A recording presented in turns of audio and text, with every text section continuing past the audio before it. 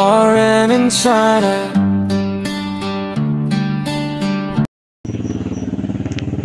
Dumating na po yung parcel natin, multimeter po. Bubuksan po muna natin para malaman natin kung pamungan na.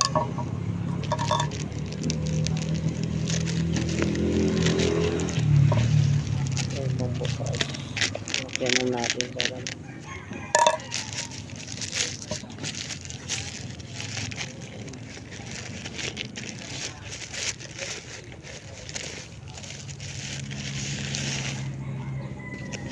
ito po yun, multimeter. Bukas ito, hindi maganda pagkasara. Ayan guys,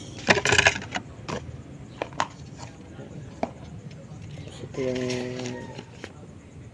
manual. Tingin po natin kung ano. Ang liit lang po guys, ang liit lang, ang liit lang, ang bihira. Akala ko malaki ang tatak nito. Smart meter.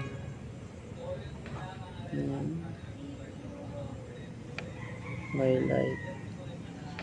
Ano na po to, auto meter na.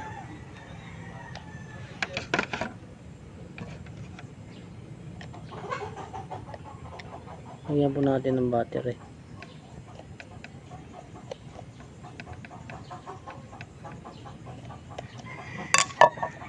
Liit lang ng tornilyo. Ay!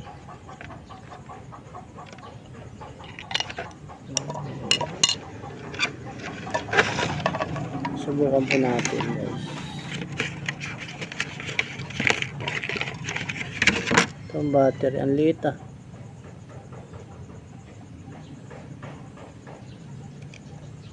Hindi ng battery, hindi siya triple A ba ito?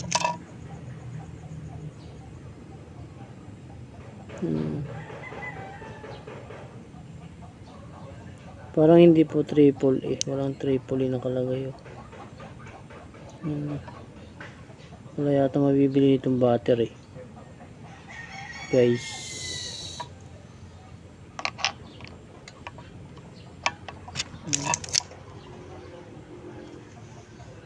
Battery.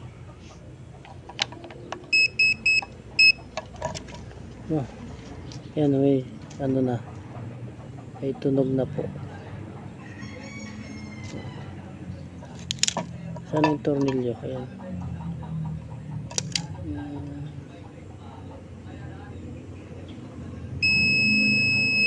Okay po, gumagana.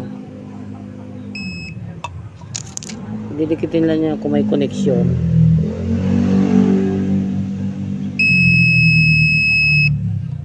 Yan yung all. Tapos may plus light din. May plus light. May plus light. Ito. Magana. Wala tayong titistingin pero parang okay naman po. Yan. Meron siyang NCB live phase. Saka yung ano, yung voltage. Dito naman sa kabila. Yan po, itong kabila. Ayan. May ilaw. Ay, ito siguro ilaw. Ayan, may ilaw po. Magana. Tapos, ayan, saan yung plus light? Ayan po. Ito po yung ano. Pag magtitis kayo ng, ipindutin nyo po ito. Pag magtitis kayo ng capacitor ng electric fan, capacitor ng washing machine, lahat po ng capacitor, ito lang po pipindutin nyo. Kasi may ano, nakalagay naman po dyan, nakalagay. Tapos itong kabila naman po, ito, yung kabila. Ayan. Ayan. Live. Ito naman po yung live. Pipindutin nyo lang po ito live. Ayan po. Yan, marami pa po. Mamaya babasahin ko yung mga ang tatakbo niya yan.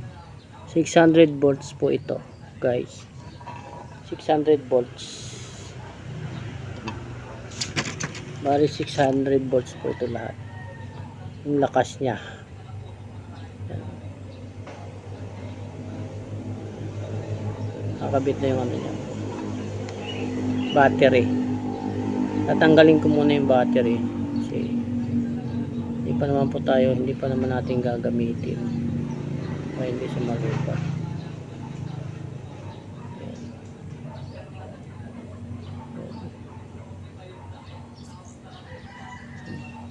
May ilaw po. Ito yung ano, yung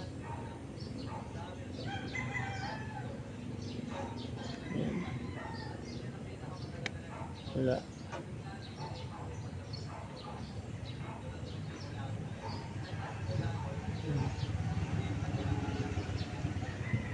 Mamaya babasahin po natin para malaman natin kung anong ito po yung diagram mamaya. Tanggalin ko po muna yung battery para hindi pa natin gagamitin. Hindi siya double E. Hindi po siya double E. Ang liit lang oh. Mga 4 inches lang po. Tapos ang lapad niya mga 2 inches to. Wala pang 2 inches. Yung ganda, magaan lang siya. Subukan po natin doon sa kuryente mamaya. Live. Sa live. Okay na po. Thank you so much sa inyong lahat. God bless. Bye bye.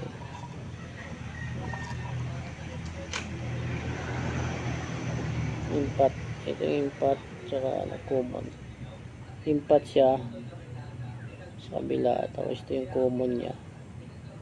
Tapos malalaman din po dito yung kung may kuryente igaganon sa wire. Yung ganito igaganon kung may wire o may kuryente. Ano na po yan po para malaman kung saan yung putol, kung may putol na kuryente pwede pang gamitin pagka walang linya tutunog po siya. Pagka gumana po i-video po pakita po sa inyo. God bless. Bye na po. Thank you. Papakita ko po sa inyo yung ano. Yan, naka-auto yan. Kung paano malaman may kuryente. Yan po, NCB. NCB. Natin kung hanggang ito. Yan po. Malalaman nyo kung may kuryente o wala. Yan guys. Gumagana siya. Diba? Yan po. Dikit mo lang sa wire. Didikit lang nyo sa wire, ganyan lang po. Ayan. Tapos ito namang isa. Itong isa. Pindutin mo ulit. Ito naman live. Susundot mo doon sa butas. Kung alin yung